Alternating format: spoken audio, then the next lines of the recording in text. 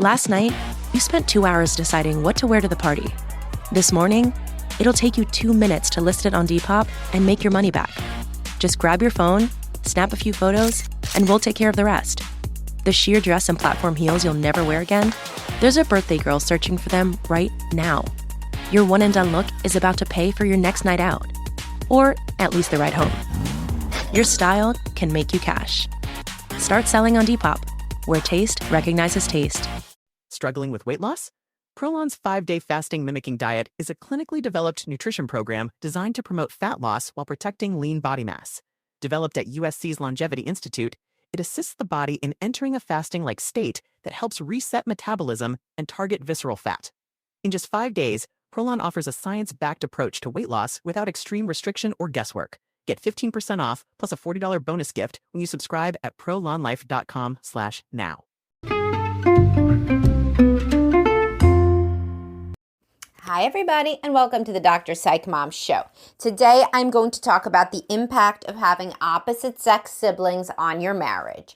And this is something that a lot of people don't think about, but it is really interesting to think about the difference between you and your partner or you and your peers in terms of this sibling knowledge and experience and how that impacts your later relationship functioning. Before we get to that, I will tell you to subscribe. My most recent subscriber episode, what was it? Well, it was good, I'll tell you that.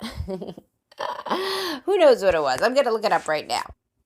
It was my favorite saying, one of my favorite sayings, you don't have to attend every argument that you're invited to, and how this can really transform your marriage and your parenting. Okay, so now let's talk about the sibling idea.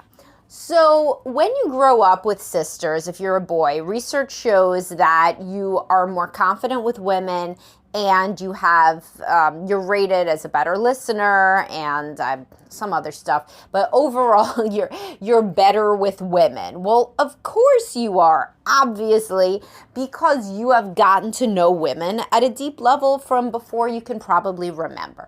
You know that women go to the bathroom, you know what they look like without makeup. All these guys online that are saying like that women are really, cheating men and lying to them by wearing makeup, like those are guys who don't have sisters. A guy with a sister can pretty easily tell what a woman with makeup might look like without makeup, because they've seen that for their whole life. The sister puts on makeup, she looks one way, she doesn't, she's a different way. Men with sisters do not put women on pedestals. They don't think that women are... I have a podcast called The Myth of the Golden Vagina. Well, they don't think that women have a golden vagina. They think that they are just people and people doing the best they can, and they think of them as equals and peers. And that is great because then they're not intimidated by women, and they don't think that women have like bad intentions and are malicious toward men or any of these kind of crazy theories that are super paranoid because they've gotten to know women. They had a girl. They were growing up with at least one girl. And so they understand that girls are people too, and they cry and they sleep and they poop and they do all the normal things that human beings do. Now, when women grow up with brothers, it's much the same. They are much more comfortable with men. They do not take men as impossible to understand. They are not constantly trying to dissect what men are doing in the same ways because they can assume that the man is kind of like their brother and their brother is understandable. Now, obviously, this effect is going to be amplified if you had a positive relationship with an opposite sex sibling that was similar in age. So if you're 10 and your sister's 12 and you guys have a pretty good relationship, obviously that would have been from, 0 and 2 and 2 and 4. But I say 10 and 12 because that's kind of the time where, you're figuring out, that's puberty. You're figuring out your identity as a developing romantic entity. So let's say that you're a boy. I mean, this is the case of my kids. My son is in middle school and the daughters are in high school. Well, he could talk to any girl, right? He doesn't care because he has 2 sisters. They're not intimidating to him to talk to girls. And when you're a girl and you have brothers and you think, oh, they're all kind of like my brother, and you're not intimidated too, and you're more confident talking to them, joking around with them, understanding how they joke around. Obviously, neither women nor men are monolithic, but there are tendencies, boys horse around more physically, they roughhouse more, they tease more, girls like to talk about relationships more. This is just kind of how it is. Obviously, there's a normal distribution of everything. So, as I was saying, if you have a closer relationship, you can even ask your sibling for advice. You could say, oh, what do I do about this girl that I like? Or what do you think this guy meant when he texted me this? And that starts more around middle school, high school. So obviously a good relationship is going to be the best. I have seen this go the other direction. When you have a very bad relationship with an opposite sex sibling, then it does make you think negatively about the opposite sex. And that's bad, but that would have to be a super bad relationship. So probably would turn into the 10% of siblings that end up estranged, which is a low number. That means 90% of siblings do not end up estranged in adulthood. So one can assume that they had a not terrible relationship. So as long as it's not a terrible relationship, it's going to help. If you have an only child or you have a kid with only same sex siblings, obviously that's not a death sentence for the marriage, but you know what I have seen is that they get together with each other. So a woman with sisters and a man with brothers will more often get together, and also somebody with mixed gender siblings will often get together with a partner with mixed gender siblings. So that is interesting, and I think that is because they're similar in that way. They both maybe know a little bit less or idealize more the opposite sex. And that like goes to like, as I say all the time, people who are similar end up together in so many ways that you don't even think about.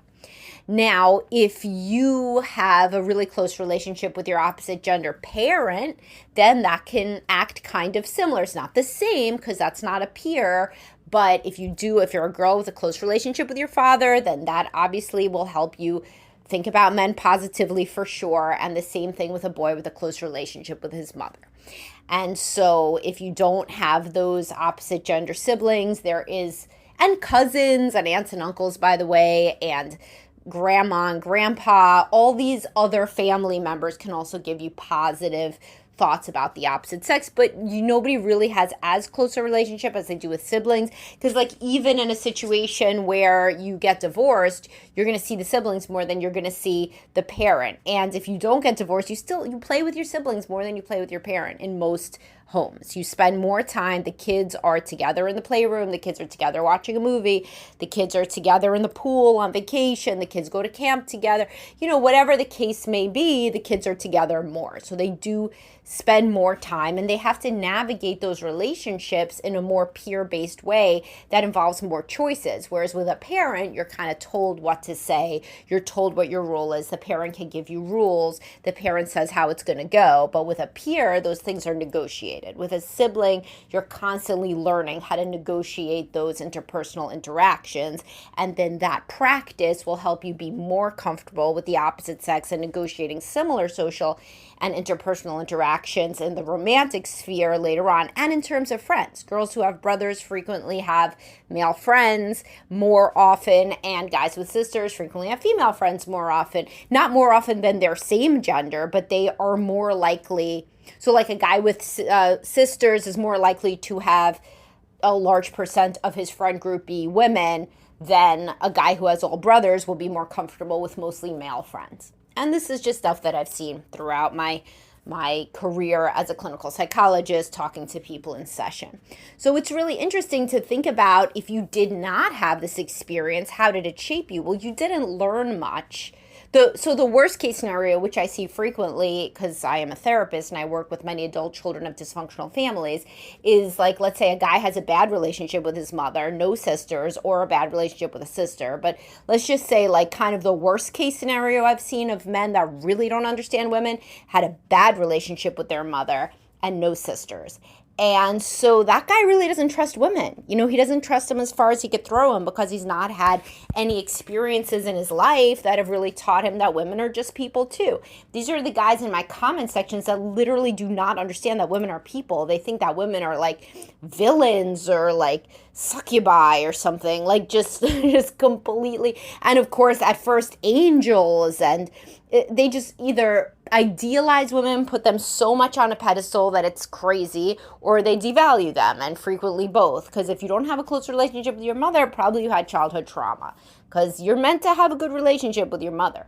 And if you don't, you probably had a difficult childhood, so then that childhood trauma comes in the mix, and overall, you end up not trusting romantic relationships and women.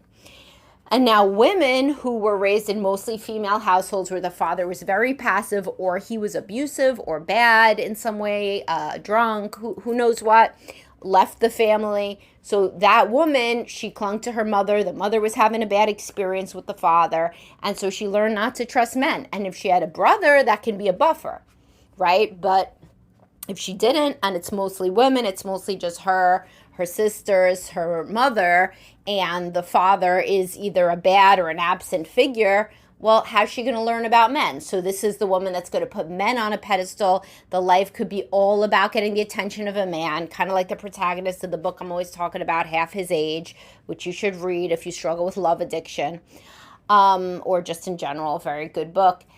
But so a lot of women that are love addicts, they fetishize men. They think that the right man is like Prince Charming. He can improve your life just by virtue of being in it, like some kind of romantic movie. And she doesn't think a man is just a person. I'm going to have to deal with my own shit, Like, why am I thinking that this man is going to make me have a good sex life, or make me have a good life, or make me happy when I've always been depressed, or whatever. So they think that the man can come in and solve everything in a way that she wishes her father had been able to do, never had any brothers to see that those are just people, and so ends up with this completely warped, extreme vision of what a man can do, which of course no man can do.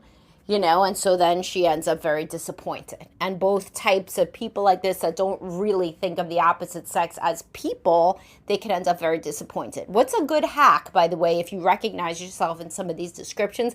Get a therapist of the opposite sex. It's really healing.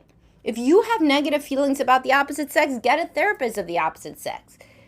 Through a long relationship, doing deep insight-oriented therapy, you really see that this is a person who cares about you, and you see how they relate, and you see their perspective, and it can be really very healing. For a lot of men that have trouble with women, their relationship with me within the therapeutic context, which we call a therapeutic alliance or rapport, it's very healing for them. It's the first time that a woman cares about them, is interested in their life, is really trying to help, is reliable, is where she says she's going to be, gives honest feedback, intended to help, not like crushing feedback, but, like honest and helpful, hopefully constructive feedback.